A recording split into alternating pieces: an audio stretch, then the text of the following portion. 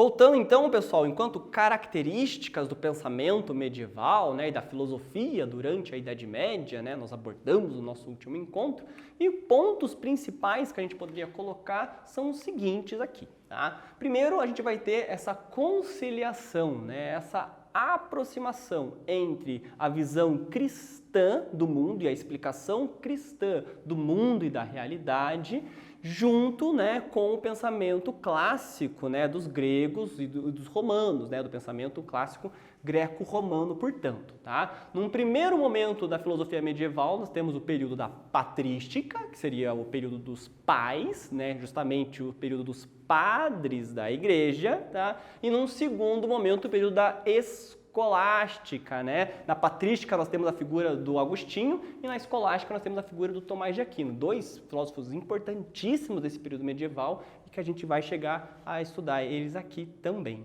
tá?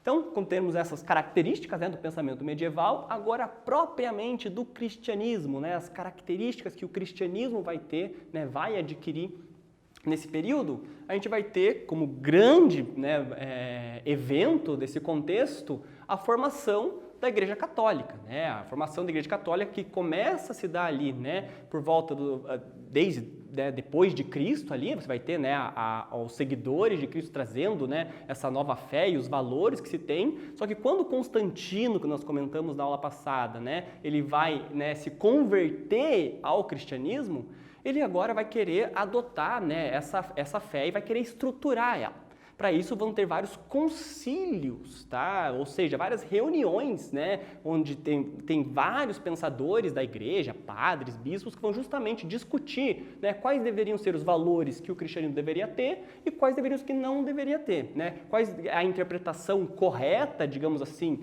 da Sagrada Escritura, né, da Bíblia, e qual não é, quais livros devem entrar na Bíblia e quais livros não devem, tá? Claro que a gente está falando hoje, né, no contexto que nós temos na nossa sociedade, nós temos várias vertentes diferentes do cristianismo, né? A gente vai ter depois, no século XV, o movimento protestante, que vai dar origem hoje às igrejas evangélicas, né, aqui no Brasil. A gente vai ter na Inglaterra a igreja anglicana, que também é uma vertente do cristianismo. A gente vai ter a igreja católica ortodoxa, né, que é uma outra vertente, né, do cristianismo. Uma série ali, só que nesse período era o início de tudo.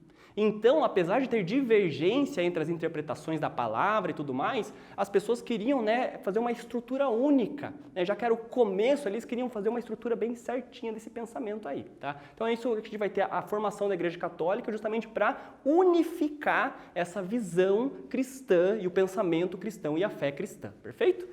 Então, características aí da Igreja, o estabelecimento da Igreja a partir do século IV, tá? A gente vai ter a sobrevivência da igreja, mesmo depois, né, da dissolução do Império Romano, a Igreja Católica sobrevive a ele, tá, essa dissolução, justamente por ela ter vários adeptos, né, a essa fé. Tá? A gente tem que lembrar as aulas de histórias, né, que o Império Romano ficou tão grande, que eles precisaram dividir em dois o Império, né? O Império Romano do Ocidente e o Império Romano do Oriente. Mas mesmo assim, devido às invasões bárbaras, né, o Império acabou se diluindo, né? Então aquele poder centralizado que se tinha em Roma deixa de existir e daí cada proprietário de terra, né, que era do Império Romano, vai se tornar um rei, né, um senhor da terra, e isso vai dar início ao movimento do feudalismo, que vocês aprendem lá nas aulas de história, tá? Ou seja, o poder vai ser diluído, só que mesmo assim a igreja fica.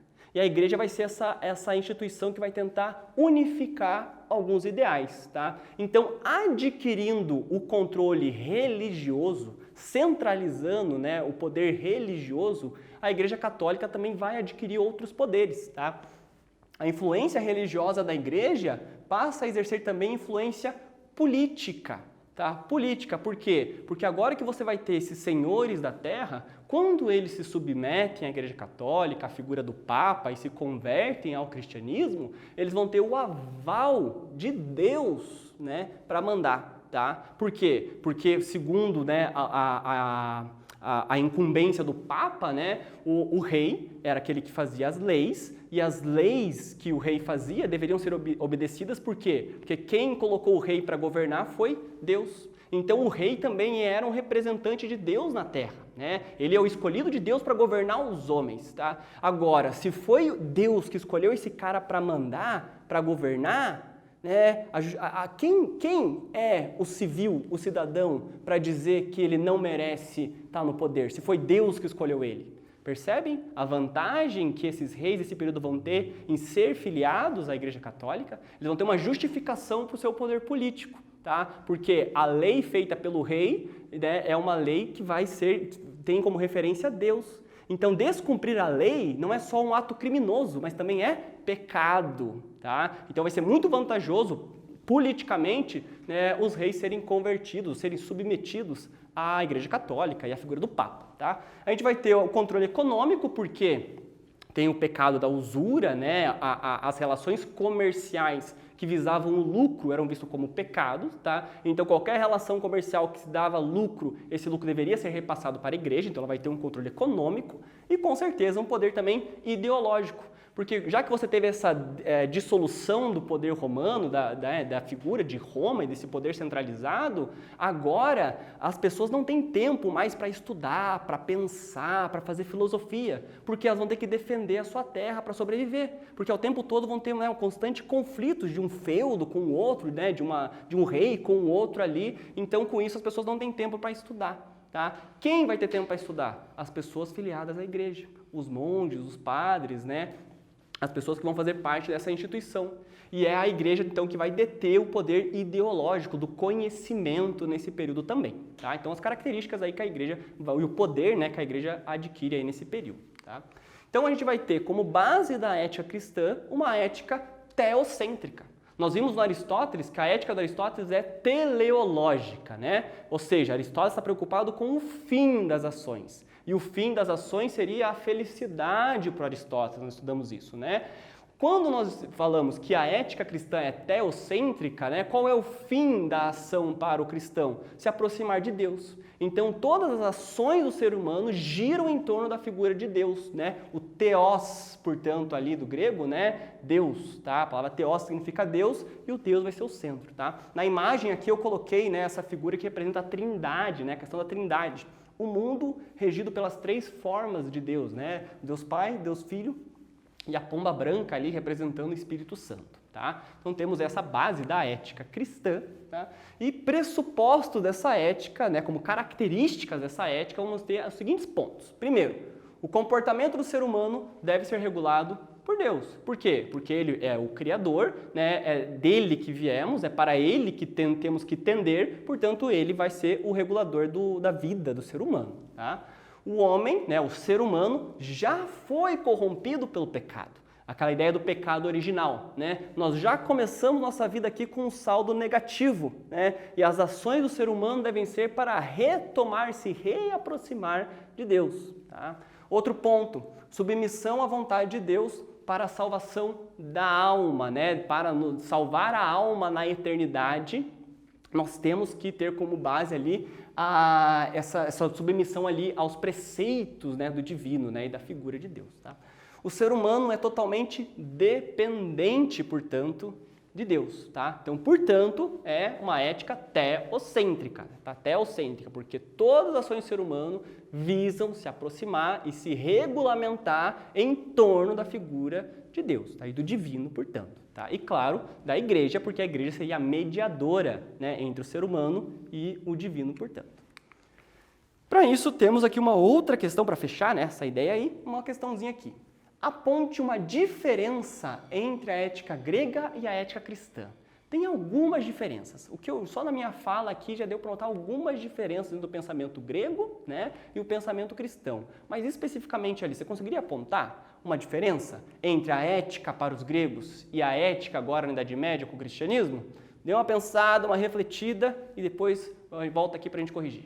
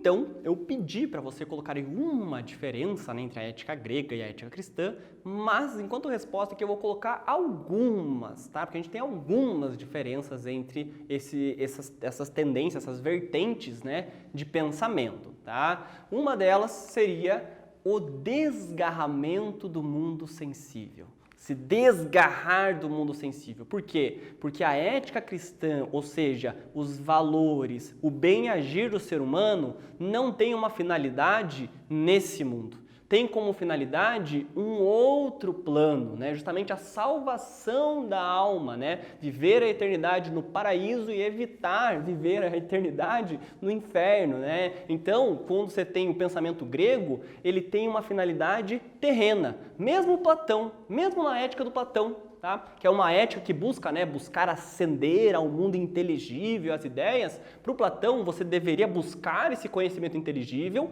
mas para praticá-lo aqui, nesse mundo, né? Tem uma finalidade política a ética do Platão, como a gente abordou. A gente vai comentar também nas nossas aulas de política, tá? Em Aristóteles também tem uma finalidade prática, né? Uma filosofia prática para ser exercida no dia a dia, e com as escolas helênicas também é a mesma ideia, tá? Só que na ética cristã não, tá? A ética cristã tem como fim um objetivo transcendente, que transcende essa realidade, portanto, tá? O mundo sensível é apenas um meio. As ações que você tem aqui são apenas um meio para você alcançar algo que está depois daqui. Não algo que está nesse mundo, mas que está em um outro mundo, perfeito? Por isso um desgarramento aí do mundo sensível. Essa seria uma diferença. Outra diferença seria a valorização da subjetividade, ou seja, a valorização do sujeito, que era uma coisa que nós já tínhamos lá nas escolas helênicas, né? Quando você tem o estoicismo, o epicurismo, você já tem uma valorização do indivíduo, a ética deixa de estar tão vinculada à política, tá? Só que nesse período aqui, né, mais ainda você vai ter essa questão da interioridade, de que a salvação, a vida feliz vem de dentro de você e na sua comunicação, portanto, com Deus, né? Independente do que as pessoas fazem ao seu redor, independente da sua etnia, independente do país em que nasceu ali, é a sua relação com o divino que vai trazer a salvação da sua alma, portanto, né? Não os outros ali, tá? Então, item proposto pelas escolas helenísticas e que no cristianismo se tornou a relação de cada indivíduo com Deus, portanto, uma interioridade, tá? Enquanto uma terceira característica de diferença, né, entre o pensamento grego e o cristão no que concerne a ética, temos o abandono do racionalismo ético, né? Cara, eu coloquei aqui um abandono do racionalismo, mas não foi um abandono tão grande assim, tá? Na verdade, o que você tem é uma substituição, né? O racionalismo era o que fundamentava a ética lá no período grego. Você vai ter agora na ética cristã, primeiro a fé como fundamento, depois a razão, tá? O conhecimento tem como base a fé aqui, tá? Então a fundamentação para a ação não está mais na racionalização das ações, ela está na fé e no amor a Deus, tá? Deus é o bem, se aproxime de Deus, você vai se aproximar também do bem e do bem agir, tá? Temos essas características, portanto, que vão diferenciar o pensamento grego do pensamento cristão. Na sequência, um outro exercício aqui para a gente fazer, essa relação, né, do ser humano, a igreja e Deus, tá? Vamos refletir um pouquinho sobre essa questão aqui, ó. Em que medida a ética cristã é definida pela relação espiritual com Deus, intermediada pela igreja? Em que medida, né, a ética cristã, ou seja, o bem-agir, vai ter uma interferência do seu comportamento, né, ou da sua relação com Deus e intermediada, né, com o intermeio ali da igreja, tá? Como que isso vai se relacionar? Responde essa questão para mim e depois volta para a gente corrigir.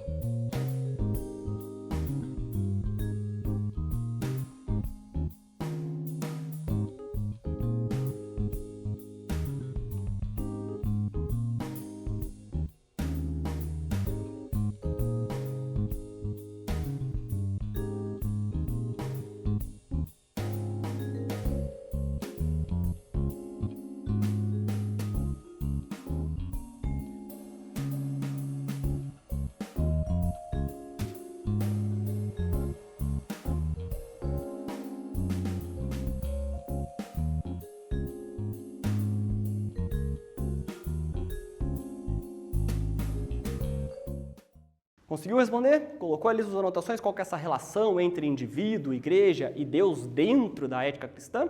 Uma resposta possível que a gente poderia colocar, né, seria essa minha aqui que eu idealizei, né, enquanto resposta possível para esse exercício. Tá? Ali a gente diz o seguinte: a ética cristã está vinculada à relação que o indivíduo tem com Deus e com as regras da igreja. Suas atitudes, né, atitudes do indivíduo, portanto, decisões e suas ações estão baseadas nessas regras. O certo e o errado, a moral como um todo, tem ligação com os princípios do cristianismo, princípios cristãos. O agir ou não agir do indivíduo, a moral e a ética têm influência direta dos conceitos e regras da igreja, tá? Então perceba, a gente colocou lá como, né, característica do pensamento cristão essa interioridade, né, essa relação do indivíduo com Deus, só que nessa época e nesse período, lembra que eu falei que as pessoas queriam, né, ter uma interpretação única da Escritura, tá? Então, a pessoa só teria acesso à palavra sagrada, no caso, só teria acesso à Bíblia, o texto da Bíblia, pela interpretação da Igreja Católica. Por isso, essa intermediação da Igreja Católica entre indivíduo e o divino, tá? E Deus aí, portanto. Tá? Claro que daí ao longo do percurso da história, como vocês já sabem, vão ter outras vertentes que vão ter outras visões sobre isso, tá? Mas nesse começo, né, de cristianismo, eles queriam condensar tudo numa visão única, né, coesa, né, sobre o mundo aí. Então a gente vai ter como base lá nas Escrituras, né, vindo lá desde o judaísmo, né, os mandamentos de Deus, né, alguns mandamentos voltados para a relação do ser humano com Deus, né, o amar a Deus acima de todas as coisas, por exemplo, enquanto outros mandamentos se referem da relação do ser humano com outro ser humano, né, não matar, não furtar e assim por diante. Só que a interpretação desses mandamentos vão ser para, né, esse início do cristianismo, a interpretação católica, né? Aqui uma imagem do concílio, a gente falou, né? Que tiveram vários concílios nesse período para unificar, para todos os cristãos ter uma visão única do mundo, explicação única, né? Da Bíblia e da fé cristã de fato. Aqui, no caso, o concílio de Trento ali, que foi um dos concílios em que se debateu quais deveriam ser os dogmas, os princípios, as verdades universais do cristianismo, tá? Então, né, a gente vai ter como princípios da ética, tá? Princípios o que a ética busca dentro da filosofia? A ética busca, do que a gente já falou até aqui, né, o bem, né? Busca o bem agir, né, a ação correta. A gente busca a felicidade, uma vida feliz, né? Quando você traz o bem, quando você tem o bem na sua vida, você tem essa vida feliz, né? Você tem a verdade da ação e a verdade do comportamento, a maneira exata, verdadeira de se agir, tá? E quando você exerce, né, esse comportamento que te aproxima da verdade, da felicidade, isso é uma virtude. Isso é o que a ética estuda como um todo, tá? Todos os pensadores que a gente já viu e os que a gente ainda vai ver vão problematizar essas questões. Só que dentro da ética cristã, o ponto principal dela, uma ética teocêntrica, né, é justamente a figura de Deus, tá? Por quê? Porque quando o cristão se aproxima de Deus, ele vai justamente se aproximar do bem, ele vai se aproximar da felicidade, da verdade e da virtude, né? O caminho, a verdade, a vida, né? Nas palavras de Cristo, justamente essa ideia, né? Se o filósofo, portanto, busca o conhecimento, busca a verdade, Deus é o conhecimento, Deus é a verdade. Então, primeiro tem a fé em Deus, porque se aproximando de Deus, o alcance do conhecimento vai ser consequência. Se aproximando de Deus, o bem agir vai ser consequência, porque Deus já representa tudo isso, tá? Então, né, mais uma explicação aí do porquê a ética cristã vai ser essa ética teocêntrica, portanto, tá? E daí dentro disso nós temos as virtudes proclamadas pelo cristianismo, né? Algumas virtudes que vão se referir na relação mundana, digamos assim, e outras virtudes que se relacionam, né, do ser humano com o divino, né, com Deus, portanto. Quanto característica, né? Essas virtudes cardeais, ou seja, virtudes que devem ser o guia das ações humanas, né? Que inclusive são virtudes inspiradas no estoicismo, que nós já estudamos, tá? Nós temos a questão da prudência, não agir por impulso, pensar antes de agir. Nós temos a questão da justiça, ser justo, né? Ou seja, ter uma vida em harmonia ali, né? Com si mesmo e com os outros. Temos a questão da fortaleza de resistir, né, às tendências mundanas, né, enfim. e a temperança, que é controlar esses instintos, né, essas pulsões, esses desejos que nós temos. Tá? Enquanto, né, a relação do ser humano com o divino, nós temos as virtudes teologais, ou seja, as virtudes que aproximam de Theos, de Deus, né? Que seria justamente a fé, a crença em Deus, a esperança, que é a consequência da fé, né? Aquele que possui fé, com certeza, espera, né, que tenha a salvação, que tenha, que Deus faça bons planos para a vida dela, né? Portanto, e por último, o amor enquanto caridade, né? Você exerce a caridade, o cristão exerce a caridade, porque amando Deus, você ama as obras de Deus.